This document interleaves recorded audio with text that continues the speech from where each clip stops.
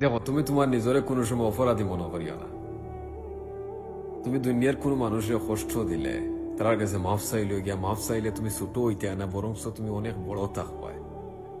Ego রাখিও না ভিতরে যে আমি মাফ চাইলে আমি ছোট হয়েছি, আমি হতা, আমি হতা, আমি লিডার, আমি নেতা, আমি খেতা, আমি খেলে গিয়া তার কাছে মাফ চাইতাম গিয়া। তুমি যদি ভুল করিয়া থাকো তাহলে তুমি যদি মাফ চাইলে তুমি সবটা সমাধান হয়ে যায়, তোমার সম্মানটা একবারে মাথার উফরে থাকবো। ওয়াল্লাহি আযীম, তুমি দরাত্তি ফরিয়া দিবে গিয়া হাতে হাতে।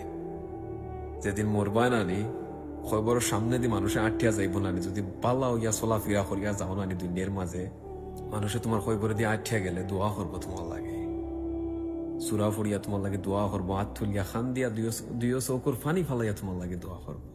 আর যদি মানুষের মনে কষ্ট দিয়া যাও নানি, তাইলে যে সময় মারা যাইবা খবর তোমার রাখইব নানি, রাখার পরে উঠিয়া কইব কিতা আল্লাহ বালা করছো নি কুতারে দুনিয়া থেকে নিছুন কি, এক আজাব আছিল দুনিয়ার মাঝে।